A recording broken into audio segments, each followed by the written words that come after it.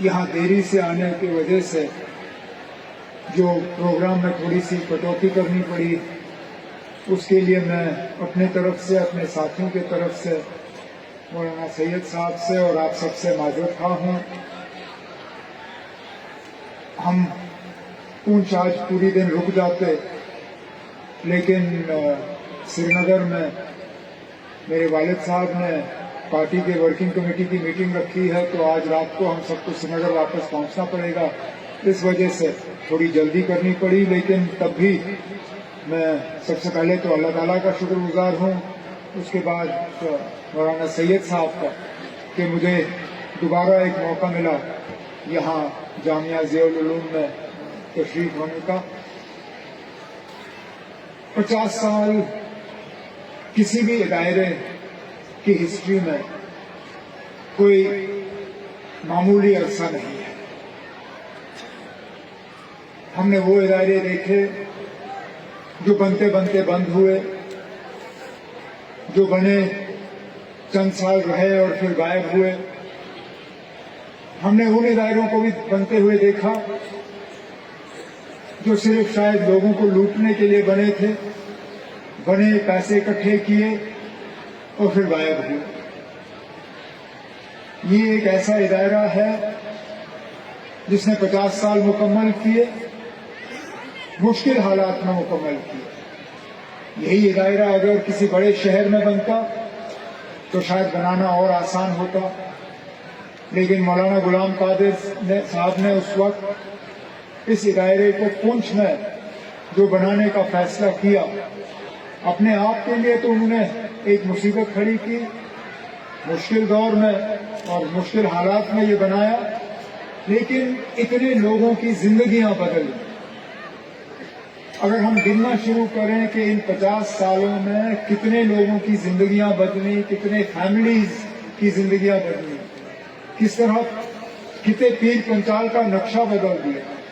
تو شاید اگر ہم ان خیالات کو یہاں دہرانے کے لیے الفاظ ڈھونڈیں گے تو ہمیں الفاظ ملیں گے۔ ایک چھوٹا سا نمانے کے طور پر ایک پوسٹر وہاں لگا ہوا ہے جس میں یہاں سے جو کچھ بچے پڑھ کے IAS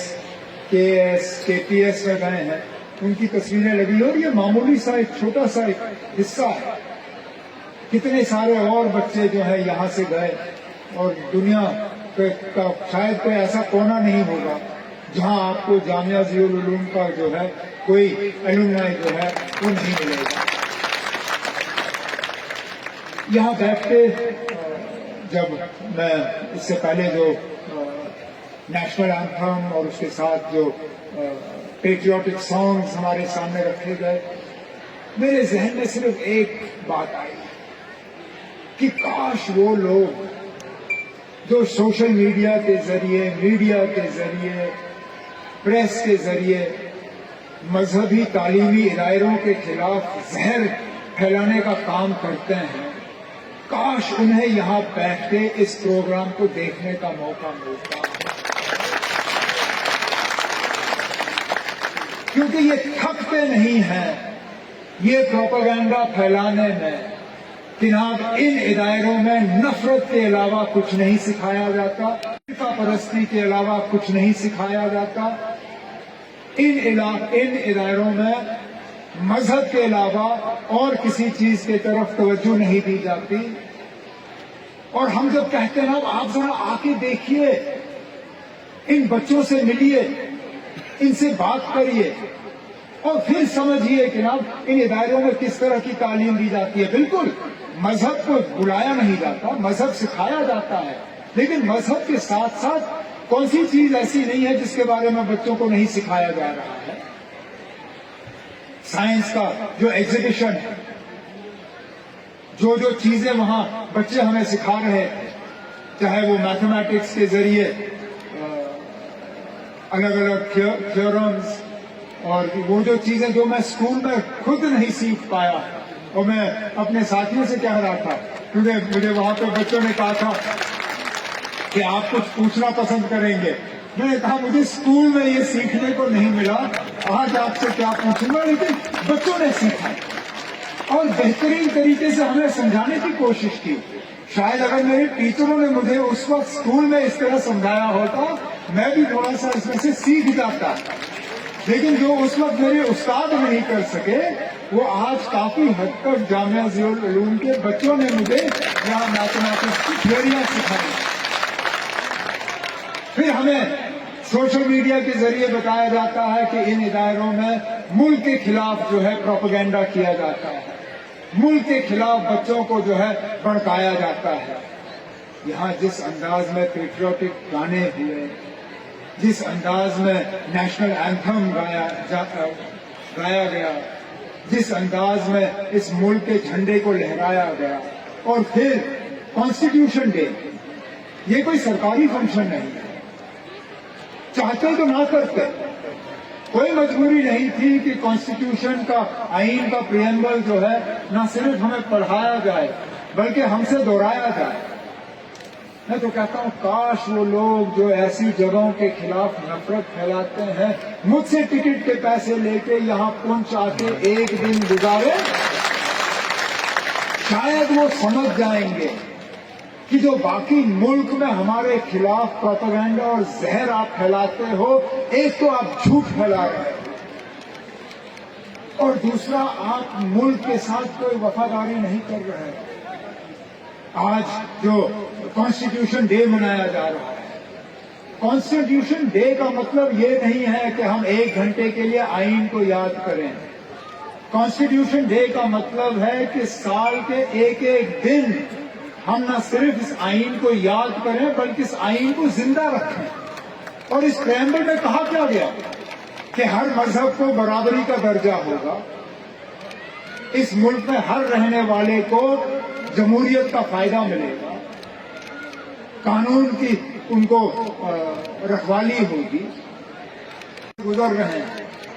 جہاں بدقسمتی سے کہنا پڑتا ہے آج تعلیم کو بھی مذہب کا رنگ دیا جاتا ہے۔ آج میڈیکل کالج میں بھی یہ کہا جاتا ہے کہ یہاں مسلم نہیں پڑھنا چاہیے، یہاں غیر ہندو نہیں پڑھنے چاہیے۔ اب ہم بچوں کے میرٹ کو ایک طرف رکھ کے مذہب کے بنیاد پر اب یہ فیصلے کرنا شروع کریں گے تو مجھے بتائیے نا کہاں جائے گا ملک کا آئین؟ تو جو لوگ ہمیں ملک کے آئین کی سبق سکھاتے ہیں، جو لوگ ہمیں کانسٹیٹیوشن ڈے پڑھاتے ہیں، انہیں میں دوبارہ اس جامعہ ضیاء العلوم کے پروگرام کے سلسلے میں جو بچوں نے یہاں پیش کیا انہیں کہتا ہوں نا کہ اگر واقعی آپ اس ملک کے آئین کو سمجھتے ہو اور اس ملک کے آئین کو جانتے ہو تو اس دائرے کے بچوں کو دیکھیے،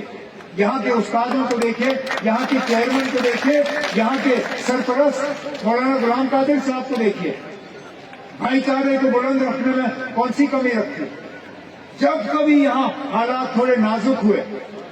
اگر ہماری اور کسی بھی حکومت کی اگر کسی پہ نظر پڑی تو سب سے پہلے مولانا غلام قادر صاحب پہ اور اس ادارے پہ نظر پڑی۔ ہمیشہ انہوں نے حکومت کی مدد کی یہاں حالات کو بہتر بنائے رکھنے میں، بھائی چارے کو قائم کرنے میں۔ جب یہاں پہ کوئی نیچرل ڈیزاسٹر آیا اس میں بھی اس جامعہ نے اپنا رول ادا کیا اور لوگوں کی مدد کرنے کی کوشش کی، تعلیم میں کوئی کمی نہیں رکھی۔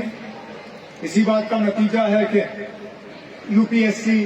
امتحان، کے اے ایس، کے پی ایس، اس میں بچے جو ہیں پاس ہو جاتے ہیں، نہ صرف پاس ہوتے ہیں بلکہ کامیابی حاصل کرتے ہیں۔